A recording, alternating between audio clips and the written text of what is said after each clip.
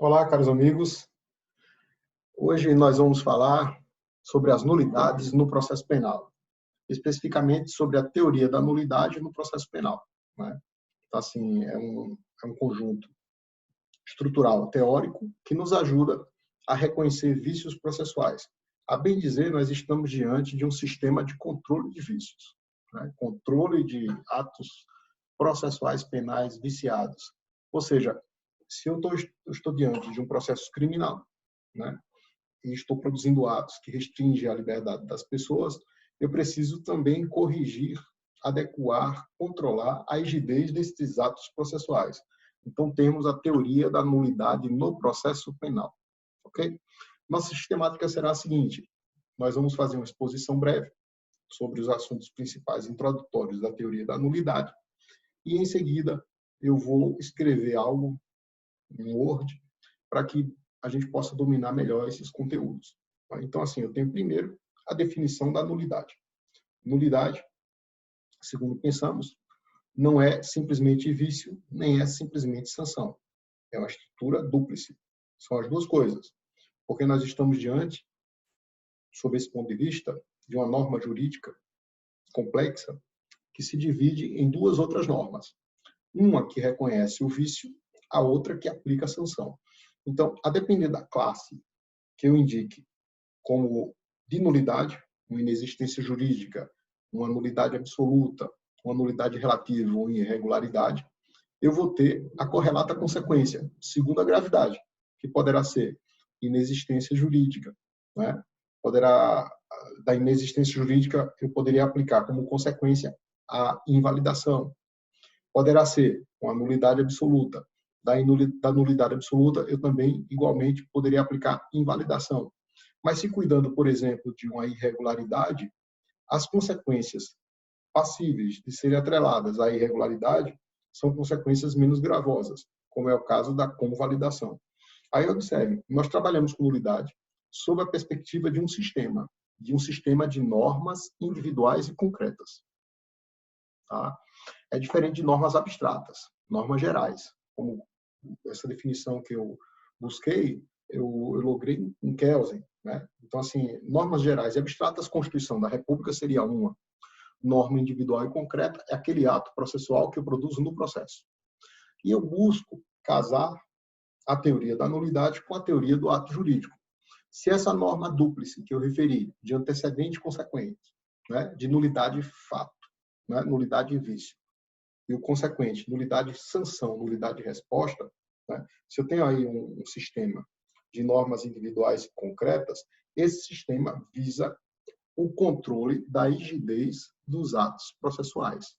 Nós não queremos, então, que o processo criminal seja um processo sem controle, desenvolvendo esse processo com uma série de vícios e simplesmente o tribunal não reconheça o vício e mantenha uma sentença, um julgado, uma condenação absolutamente injusta ou ilícita ou violadora do procedimento legal. Não.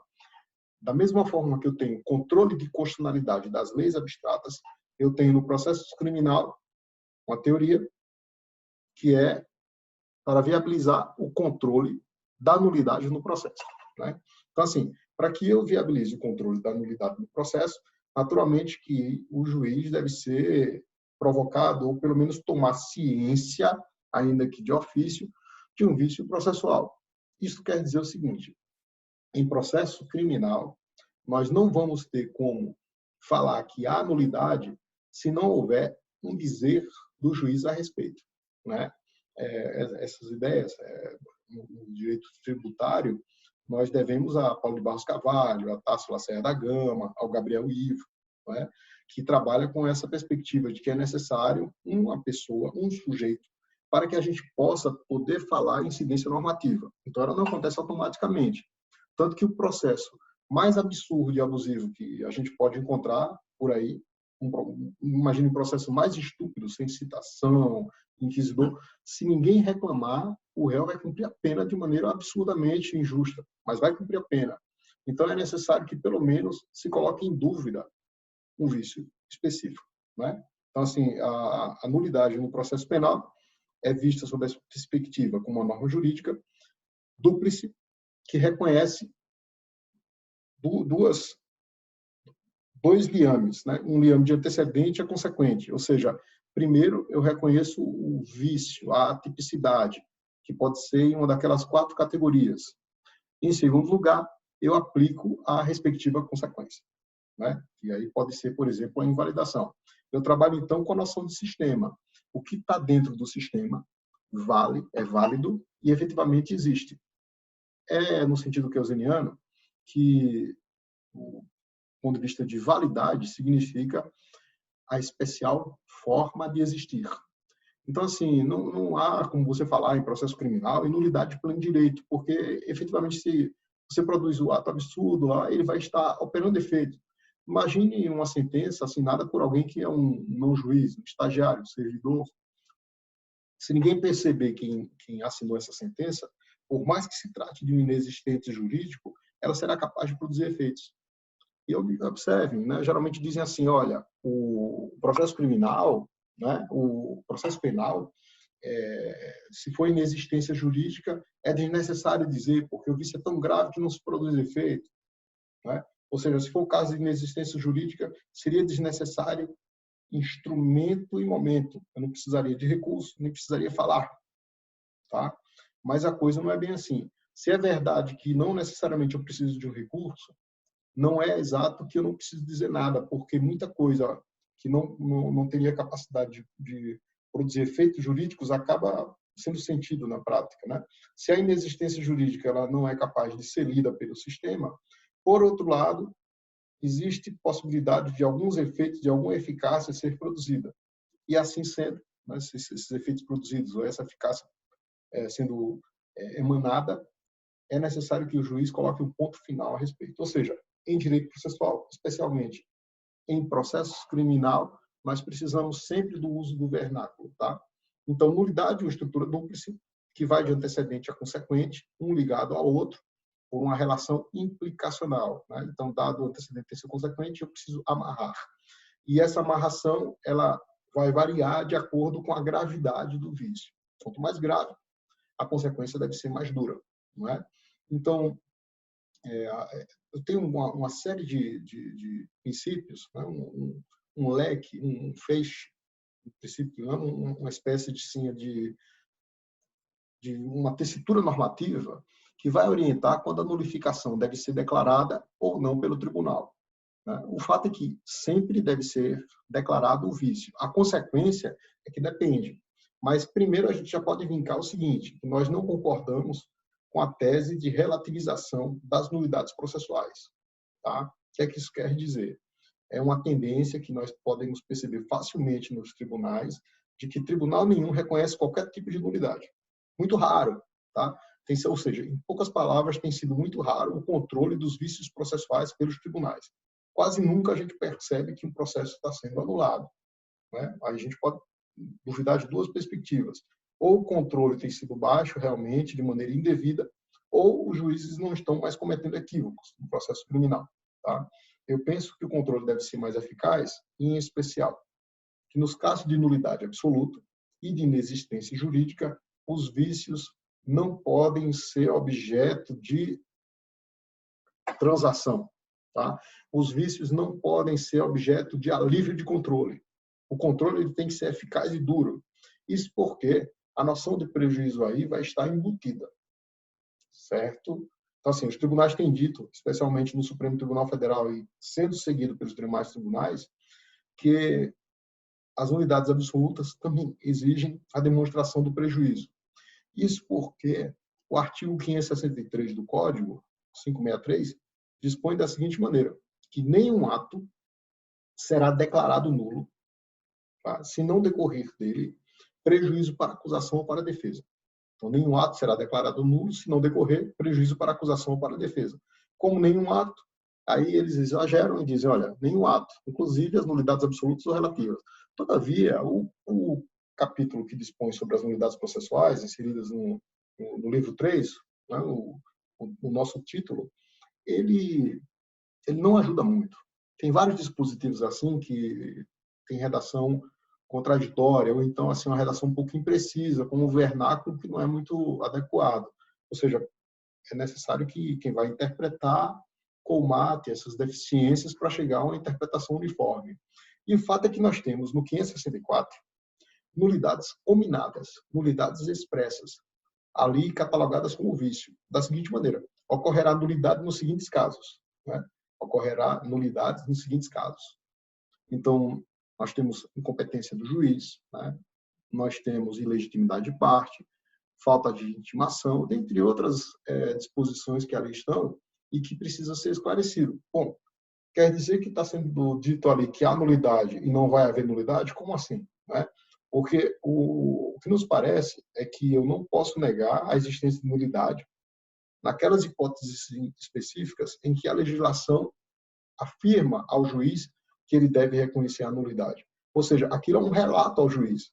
Relato no sentido dado por Teste Sampaio Ferraz Júnior. Relato é quando você, juiz, tem contato com a norma e a norma te direciona a uma determinada interpretação. Eu não posso chegar à conclusão diversa. Né?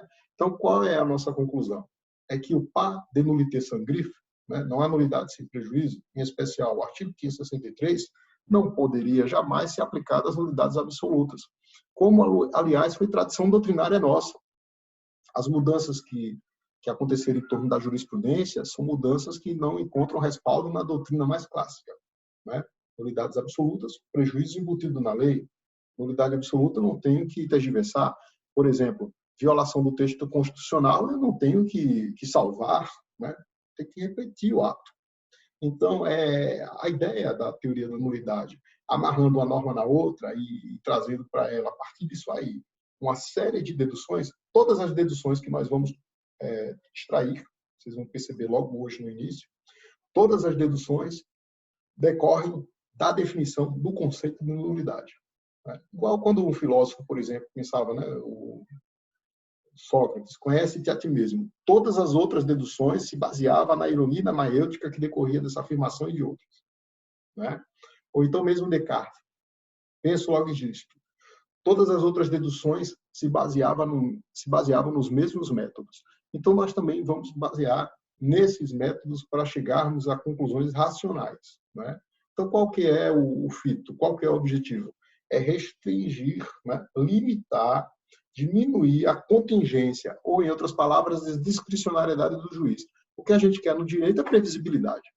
Mas se você não tem previsibilidade, a norma jurídica ela não produz o objetivo que deveria produzir. Em especial, a legislação e o ordenamento.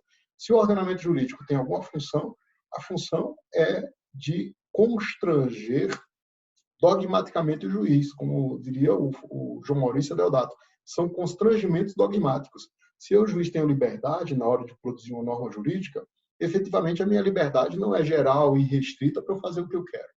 Né? Porque se for livre para você fazer o que quer, juiz, não precisa de lei. Pode dispensar totalmente a lei. Né?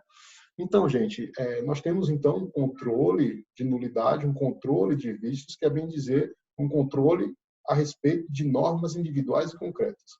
No processo, eu, juiz, controlo o vício por intermédio de um ato processual que se baseia em uma norma individual e concreta. Então, é uma norma individual e concreta corretiva de outra norma individual e concreta. Né? No controle de constitucionalidade, de sede abstrata, controle concentrado, o controle é de normas abstratas. Então, por exemplo, eu vou controlar o Código de Processo Penal, o artigo 156, inciso 1, né, que trata do ônus da prova. Ali é um dispositivo dirigido a todos nós. Está em fase de suspensão. No processo específico, eu posso concretizá-lo, mas ele se aplica em geral, né, e ele está em fase de abstração. Já no que toca à nulidade processual, à teoria da nulidade, ao controle de nulidade, nós vamos ter uma perspectiva diferente. Né? Ali eu tenho já atos específicos que produzem efeitos para o réu Paulo, para o réu João. Né?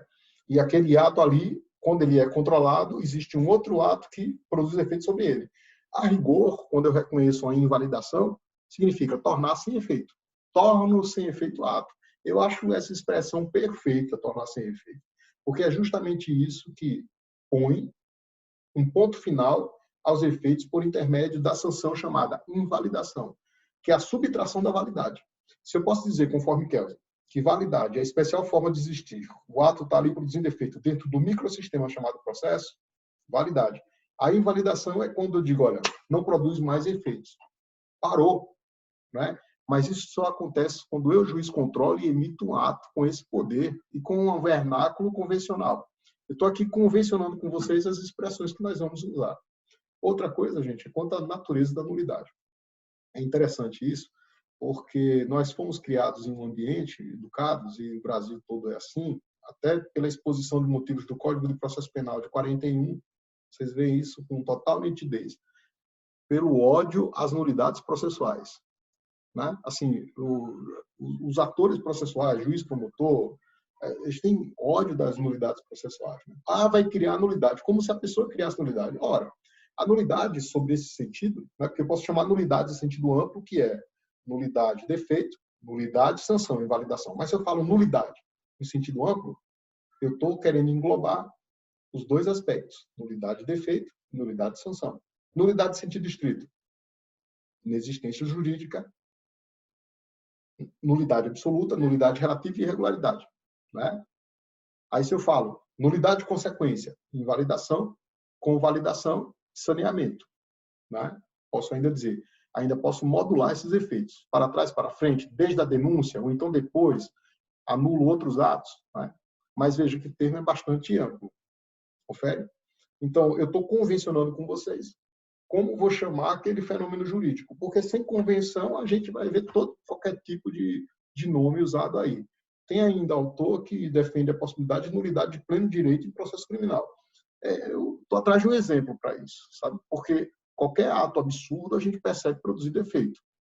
Se não vier alguém para colocar um ponto final, seja juiz, seja tribunal, o ato vai produzir efeito. Né?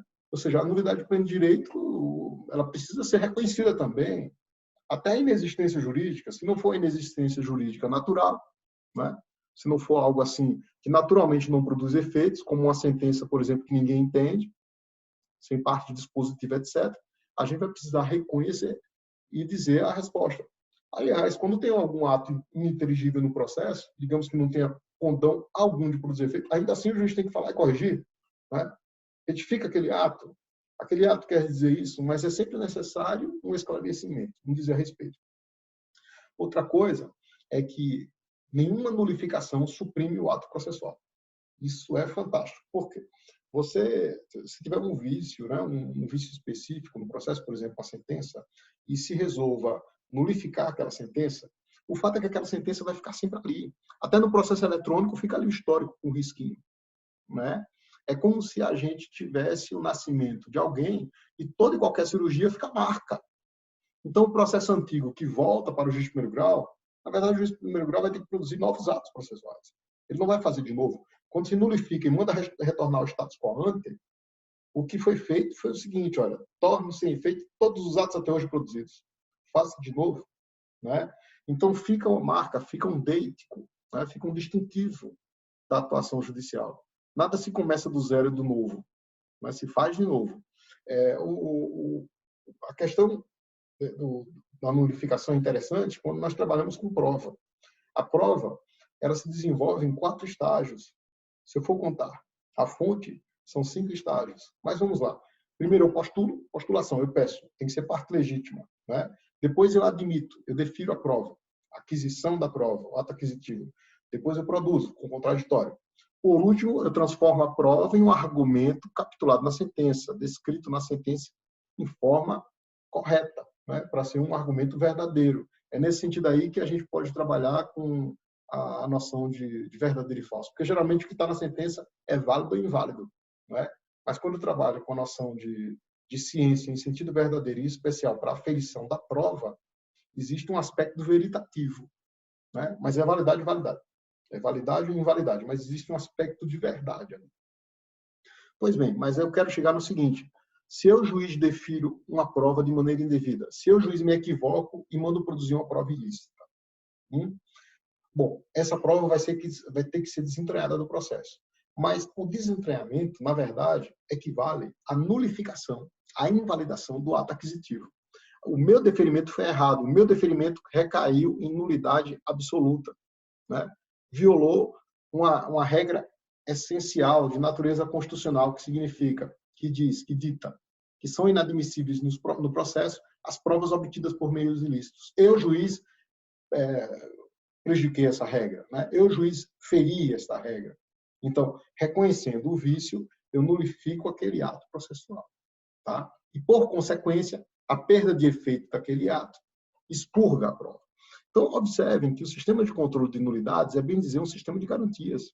Né? Aí, geralmente, a gente diz, nulidade é forma, nulidade é garantia. Não é bem que é garantia. A nulidade é o sistema de garantia da rigidez do processo. Né? É um sistema de garantias, perfeito. Então, quando eu digo nulidade é garantia, nulidade é efeito, nulidade é sanção. Mas nulidade é garantia quando ela é controle, né? A garantia que eu tenho é um devido processo legal, é um processo justo, é um processo que respeite as regras para me proteger contra as construções de verdade equivocadas. O ser humano se equivoca, tá? Então existe um rito, uma forma. Nesse sentido, a forma é protetiva do indivíduo contra o arbítrio do Estado, né? Assim, a forma ela protege o indivíduo contra o arbítrio estatal. Então, essa ideia é interessante para situar o direito processual penal entre os direitos de primeira geração. Então, o direito de primeira geração, direito de liberdade, né, que está ali no artigo 5º, aquele núcleo duro do processo penal que está no artigo 5º, são direitos que tutelam o indivíduo contra o arbítrio. É bacana isso. Porque nós conseguimos perceber que a forma ela só deve ser afastada se for para conferir mais liberdade ao imputado, jamais para restringir a liberdade. É por isso que qualquer regra que está ali no artigo 5º, ela serve de limite à liberdade. Se tem regra punitiva ali, significa dizer que eu não posso extravasar a punição. Não significa que eu devo punir, não. Significa que eu não posso extravasar a punição. Os crimes hediondos são aqueles ali capitulados, imprescritíveis, são aqueles ali capitulados. Né? A possibilidade de classificar um crime como hediondo na legislação deve respeitar os limites constitucionais. Tá? Tribunal do júri, soberania dos vereditos, se interpreta em favor do imputado. Então, também as nulidades processuais, decorrentes de um devido processo legal e de outras regras que nós temos lá, como ciência da imputação para defesa contraditória, etc., elas são instituídas a favor rei. Então, eu não posso extravasar esses limites. Temos aí, então, a natureza constitucional das nulidades. Tá? Certo? Então, gente, nós podemos primeiro vincar o seguinte: nulidade é essa estrutura dúplice que vai da nulidade antecedente para a nulidade consequente, da nulidade fato para a nulidade sanção, para a nulidade resposta, para a nulidade tutela. Eis o controle de nulidade. É um sistema, então, de normas individuais e concretas. E o princípio par de nullité sans griffe, capitulado no artigo 563, artigo 563, de que nenhum ato será declarado nulo se da nulidade não decorrer prejuízo para a acusação ou para a defesa, é restrito às nulidades relativas e às nulidades denominadas de irregularidade. Então, nulidades relativas e irregularidade, aquelas mais simples. Para os casos mais graves, de nulidade absoluta e de inexistência jurídica, o que nós vamos ter, rigorosamente falando, é um caso de invalidação, né? Só não vai ser aplicada a sanção máxima quando houver maior favorecimento ao acusado. Por exemplo, se o Ministério Público apresenta suas alegações finais e não se deixa o acusado apresentar alegações finais, mas ao final ele é absolvido, eu posso superar essa nulidade porque, descumprindo a forma, eu dei máxima efetividade para o direito de liberdade. O contrário não poderia, né? Se o réu deixasse de oferecer suas alegações finais e fosse condenado, estaríamos aí diante de uma nulidade absoluta, né? Tá? Então, vamos aqui fazer um paralelo a partir dessa noção do prejuízo para diferenciar as categorias de vício. Então, tem assim o vício mais grave, né, que é a inexistência jurídica, decorre de violação a elemento estrutural. Tá? Elemento estrutural do ato processual. Observem que eu estou casando a teoria da nulidade com a teoria dos atos processuais. A teoria da nulidade é norma. A teoria dos atos processuais é documentação do processo. Norma se produz na cabeça. Ato processual se transfere da cabeça para o papel ou para o meio eletrônico. Tá? Então, um elemento estrutural é aquele elemento mais fulcral do processo, né? Sem o qual ele não pode ser entendido e lido como processo. Então, é estrutural a sentença. Na sentença, é estrutural a parte dispositiva. Tá? Então, a nulidade absoluta, Diferente da inexistência jurídica, a nulidade absoluta tem vício que recai sobre formalidade essencial. Então, tem ato essencial que tem elementos essenciais. O vício recai aí. Mas eu tenho que diferenciar qual elemento essencial é. O elemento essencial será aquele que decorre da Constituição da República ou aquele que decorre de combinação expressa da nulidade. É quando a lei diz, ocorrerá nulidade nos seguintes casos. Ou então, é nulo o ato processual, todo ato processual produzido por juiz suspeito, artigo 101. Temos ali, então, nulidades expressas combinadas. As outras nulidades que não são expressas e que são nulidades absolutas também, são as que estão no texto constitucional. Tá? Então, assim, o que está no texto constitucional e que dele decorre uma norma processual que deve ser transferida para o processo em forma de ato, e essas violações são nulidades absolutas também. Isso significa dizer que não se deve cogitar de demonstração do prejuízo, porque o prejuízo já é embutido na lei. Tá? E aqui a gente está divergindo frontalmente do entendimento dos tribunais. Certo? A nulidade relativa. Tá? A nulidade relativa já tem uma outra característica. O vício pode ser sobre elemento ou ato essencial, mas também sobre elemento acidental ou ato acidental. Agora, tem uma distinção. O elemento essencial se reporta a normas, né, a normas jurídicas que não têm nulidade combinada. Ou seja, são vícios indiretos. Porque quando a lei diz é nulo ato, ele tem ali um vício direto, uma nulidade direta, uma tipicidade direta. Quando não se diz nada a respeito de nulidade, não significa que não há nulidade também. Pode haver. Mas eu infiro a nulidade de uma maneira indireta. Ou seja, como é que é feito o ato? O ato é feito daquela maneira. O ato foi feito daquela maneira? Não. Então há uma nulidade. Essa tipicidade é uma tipicidade indireta. Tá? Então, quando não há combinação de nulidade de vício sobre elemento essencial ou ato essencial, eu tenho uma nulidade relativa. Esta precisa que haja demonstração do prejuízo. Mas de que maneira? Porque tem se dito que é a parte que deve demonstrar o prejuízo. Eu acho isso um absurdo. Né? Então, não é a parte que tem que demonstrar o prejuízo, é bem diferente. Né? Essa exigência é a exigência que não está no texto do Código de Processo Penal. Né? O que o texto diz no Código de Processo Penal é que nenhum ato será declarado nulo se dele não decorrer. Ele não coloca o dever de apontar o vício, apontar o prejuízo, né, à parte. Não. A parte não tem esse dever de comprovar o prejuízo. Até porque é quase que uma prova diabólica. Que prejuízo é esse? Existe prejuízo pior do que ser condenado? Não é? Então, a gente segue assim a linha de Aury Lopes, de outros autores, né, Ricardo Black, né, e outros, que diz o seguinte, olha, não, ninguém tem que provar vício algum. Se o juiz quiser superar o defeito, é ele que tem que fazer uma argumentação que supere o prejuízo. Né? Da seguinte maneira, percebam bem, para ficar bem claro, né? Não é a parte que vai demonstrar prejuízo por conta do ato ter sido feito de outra maneira. Né? A parte não tem que comprovar nada. Quem vai fazer prova de que o ato feito de outra maneira não causou de prejuízo para direito fundamental é o juiz. Então, é o juiz que, a contrário senso, assumirá a carga de argumentação, demonstrar que fez o ato de outra forma. Porém, mesmo assim, o ato conferiu mais eficácia para o direito fundamental do réu. Né?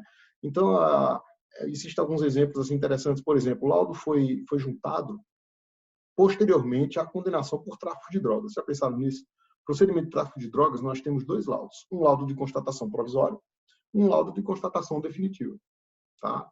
Então, assim, o fato é que muita gente é condenado só com o laudo de constatação provisória. E o laudo definitivo vem depois, atestando que realmente a droga, né, aquela droga, ela é cocaína, é uma droga proibida, é cannabis sativa, etc. Tá? Então, o que é que o tribunal diz? Não, juntaram posteriormente, porém, se atestou que realmente era droga, então não houve prejuízo. Bom, essa argumentação é uma argumentação vazia, tá? Porque, para mim, o prejuízo é super evidente aí. O advogado, o réu ficou prejudicado, ele não conseguiu debater os critérios científicos adotados no laudo. Problemas sobre a cadeia de custódia ficaram para trás. Cadeia de custódia do vestígio, né, do artigo 158A pela frente, né, o professor Geraldo Prato tem um livro fantástico sobre isso. Cadeia de custódia do vestígio, né? Nada disso foi debatido. Critério científico adotado para constatar a droga. Se aquela droga era a mesma idade da droga e identidade, nada disso foi objeto de debate. Então, se você junta um laudo depois de condenado, bom, o processo legal ele foi pro brejo, né? Nós não temos devido processo legal aí. Então, repetindo, o pacto de nullité sans griffe, não há nulidade sem prejuízo, não deve ser interpretado no sentido de exigir ao réu que comprove nada. Pelo contrário, é o juiz que tem que evidenciar de maneira sustentável, argumentativamente, que, apesar do ato ter sido praticado por forma diversa, não houve mitigação do direito fundamental do réu, né? Então, a gente tem aí uma inversão. Essa forma de argumentação tem aplicação tanto para a hipótese de nulidade relativa, quanto para a hipótese de irregularidade. Por hora, é essa questão aí que tem que ficar fixada. Eu vou dar uma anotada aqui para a gente sedimentar o que a gente acabou de falar, só um instante, para a gente projetar esse aspecto, né? Que é muito importante, tá? Então, pessoal, as ideias que eu estou expressando para vocês, elas estão nesse nosso livro, né? Foi nossa tese de doutorado, Teoria da Nulidade no Processo Penal. Então, eu basicamente exploro tudo que tem de nulidade nisso aí. Foi uma pesquisa desenvolvida na PUC, tá? E quanto à parte de que a gente acabou de falar, nós vamos falar aqui sobre teoria da nulidade no processo penal. Então, o que é que nós dissemos, né? Primeira coisa é que o conceito envolve uma estrutura dúplice, né? Então, eu tenho, de um lado, a nulidade fato, que é o vício, né? O defeito, tanto faz, e a nulidade sanção. Nossa consequência, né? Que é a norma tese mesmo, né? A consequência jurídica, sabe? Então, essa é a noção de nulidade, o nosso conceito, que acaba harmonizando o que tem sido dito pela doutrina em geral, né? A doutrina ela diverge, um diz que é vício, outro diz que é defeito, sabe? Outro diz que é sanção, tem conceito para todo tipo de gosto. Então a gente dizendo o seguinte, olha, se cuida, né? De uma estrutura normativa dúplice, né? Dúplice, tá? Outra coisa, aqui nós temos um sistema de controle de nulidade. O que é que isso quer dizer? Que a gente tentou explicar para vocês. Aqui nós temos, primeiro, um sistema de tutela de garantias, né? Que é um sistema processual de normas individuais e concretas. Confere? Né? Ou seja, é uma norma jurídica corrigindo, né, na verdade, suprimindo o efeito de uma norma para produzir efeito em outra. É um ato novo, fazendo menção a um ato antigo, com o objetivo ou de tornar sem efeito o ato antigo, ou ainda de confirmar seus efeitos, ou, ao final, de tornar sem efeito e produzir um novo ato. Tá? Então, nós temos uma oposição entre validade, né, ou validação, e invalidação. Quer dizer, gente, olha, o ato no processo, todo ato, existe e produz efeitos. Em termos de Kelsen,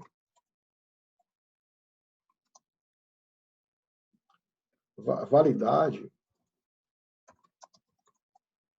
é especial forma de existir. Né? Então, o que está no processo é válido. E para suprimir esses efeitos, né? Assim, eu posso dizer que, sentido geral, vulgar, em sentido vulgar,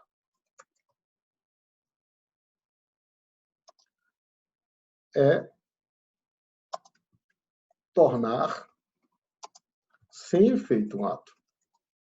né? Porque não apaga o ato viciado, né? O ato fica lá, a não ser a prova ilícita que é desentranhada, mas fica a certidão, né? Então, invalidação é tornar sem efeito, ou seja, colocação de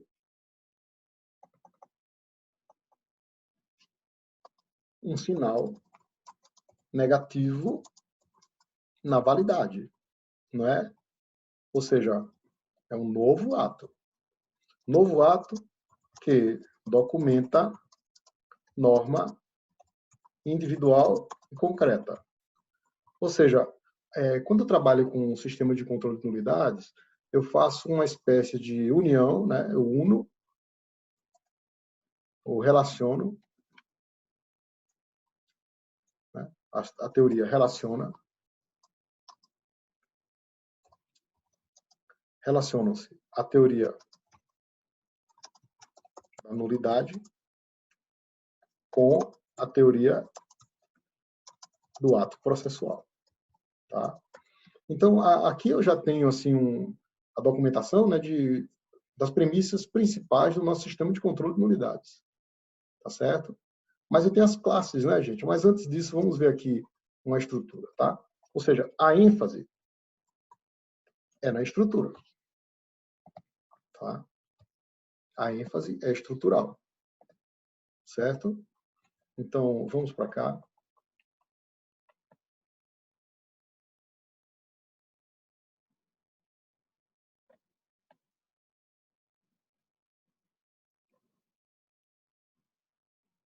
Aqui eu tenho um quadro para facilitar o entendimento, né? Quando eu falo vício, nulidade, tem nulidade em sentido amplo, né? Então, para tratar do conceito, tá certo? Então, do lado de cá, eu tenho nulidade em sentido estrito.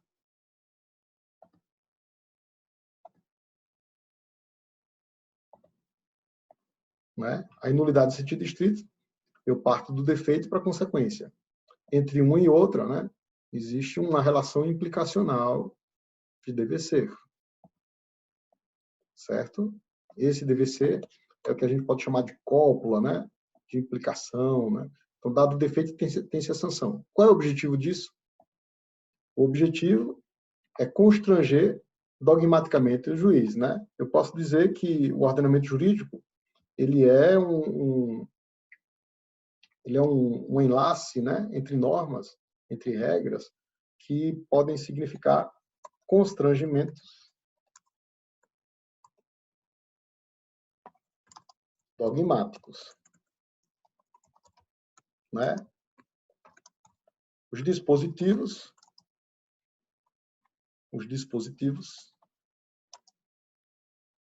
são relatos, não é isso? Os dispositivos são relatos. São relatos a quem, gente? São relatos ao juiz. Ou seja, visa limitar a contingência, o arbítrio e o abuso de poder. Não é? Ou seja, os constrangimentos dogmáticos visam limitar a contingência, o arbítrio e o abuso de poder, para que o juiz não faça o que bem entenda, né, de qualquer maneira. Então, a gente ainda pode, né, vamos fazer uma espécie de pormenorização, certo? Então, vamos colocar aqui as espécies, né?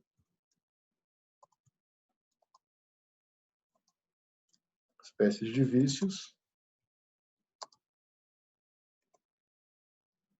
e os tipos de consequências, certo? Então, aqui eu tenho as espécies de vícios e os tipos de consequências, porque, assim, isso aqui, a nossa ideia é que haja um algo atrelado. Observem aí o quadro, né? O quadro é o mesmo, só que ele vem mais delimitado, tá?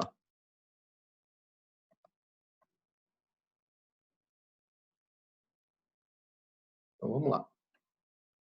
Né? Nulidade pode ser dita assim, como a expressão é ambígua, nulidade no sentido amplo, né? Então, nulidade no sentido amplo. E aqui eu tenho antecedente e consequente, com os vícios de acordo com a gravidade, né?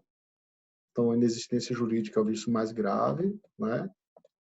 Então, aqui, vício mais grave.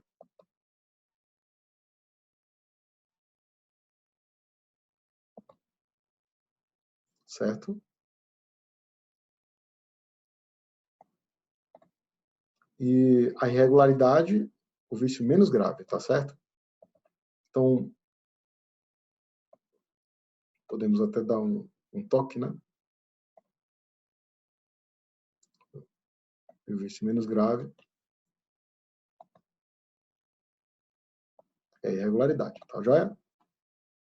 Aí, quer dizer, o antecedente é dessa maneira, eu vou, então, relacionar a inexistência jurídica à invalidação ou ao saneamento.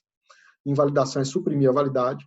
Saneamento é tanto suprimir a validade, tornar sem efeito, como produzir um ato novo, né? Então, aqui, do lado de cá, eu expliquei, né? Nós temos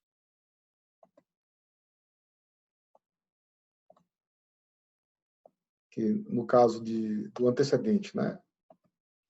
São os vícios, conforme a gravidade, a classificação do defeito delimita a providência seguinte. Então, essa aqui é mais uma importância. Delimitação da providência seguinte, né? Limitar a contingência. E quando a gente está diante do outro caso, né? A invalidação, a convalidação, aqui,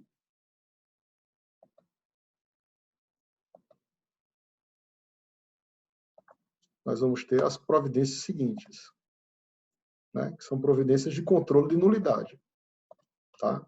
Então, aqui, o controle de nulidade que o juiz deve declarar quando se deparar com atos processuais viciados. Então, se eu tenho aqui no antecedente, eu posso chamar de hipótese.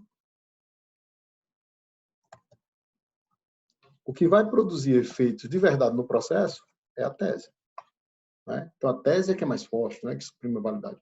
Então, nós temos aqui a nossa estrutura dúplice, que nós falamos, né? E o prejuízo, vai entrar onde o prejuízo, né? Porque, assim, a ideia toda do prejuízo, hoje, é que ele se aplica em todos os lugares. Esse é um problema grave, porque, rigorosamente falando, tribunal nenhum notifica ato processual viciado do juiz. Isso aí é péssimo, né? Não é isso que a gente deseja para o sistema processual brasileiro. De repente não haja controle, né? A gente quer controle, sabe? Então aqui são os vícios, né? Por exemplo, se nós estamos diante de um vício como inexistência jurídica, a providência há de ser invalidação. Eu não posso exigir prejuízo para a noção de invalidação. Então aqui eu já parto para o quadro seguinte, né? Fazendo a menção à noção do prejuízo.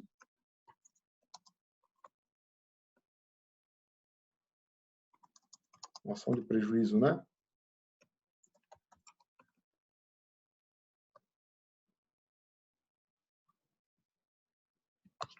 A ideia de prejuízo é a ideia expressa no artigo 563. Então,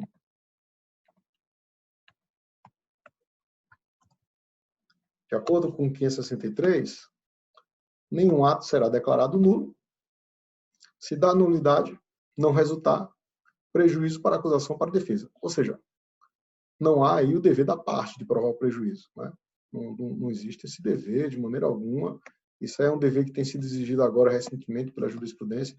A anterior deixava um pouco embutida essa exigência, agora a coisa ficou assim mais explícita, sabe? Então, quase nunca a gente vê se reconhecer um vício no processo, né? Quase nunca, sabe? O que é algo assim extremamente delicado, porque se você é condenado e não há controle sobre a sua condenação, embora o processo seja ilícito, né? Então aqui nós precisamos de controle. É o PA de nullité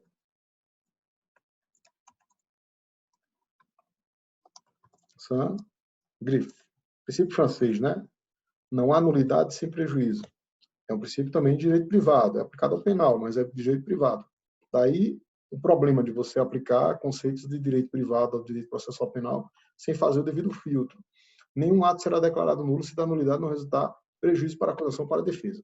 Aqui a gente fez um paralelo, né, e aí a gente está finalizando a nossa exposição, para dizer o seguinte, olha, o sentido que a gente entende conforme a Constituição, né, é o sentido de que o juiz é que tem o dever de fundamentar que o ato processual, embora praticado de forma diversa da prevista na Constituição da República, ou da prevista na lei, não reduziu a eficácia do direito fundamental do imputado. Se houver dúvida quanto à redução desse direito do imputado, é porque o ato tem que ser refeito. Nós não podemos trabalhar em dúvida quando nós estivermos diante de providência condenatória. Né? Aí, quer dizer, do lado de cá, nós produzimos o que já dispõe o Código de Processo Penal, né? Quando nós sabemos que se trata, né? O Código de Processo Penal diz que nenhum ato será declarado nulo se da nulidade não resultar prejuízo para a acusação para a defesa. E, em seguida, o sentido, a nosso ver, equivocado, né? Não só a gente, mas outros autores, atribuído pela jurisprudência. Né? Então, se a parte interessada não comprovar prejuízo, não se declara nulo. Né? Essa exigência distorce, porque, assim, o que é que diz o texto constitucional? Né? Ninguém será obrigado a fazer ou deixar de fazer alguma coisa, senão em virtude de lei. E essa lei tem que ser uma lei constitucional, certo? Então, frisamos que é necessário que a gente aplique o dispositivo em conformidade com a Constituição de 1988. Tá joia? Tá, pessoal? Então, agora a gente já pode ir encerrando, né? Essa nossa apresentação. E lembrando a vocês que é importante estudar, né? Essa é a nossa primeira aula sobre nulidades processuais, parte introdutória, e a gente vai desenvolver os próximos tópicos mais adiante. Muito obrigado, até lá.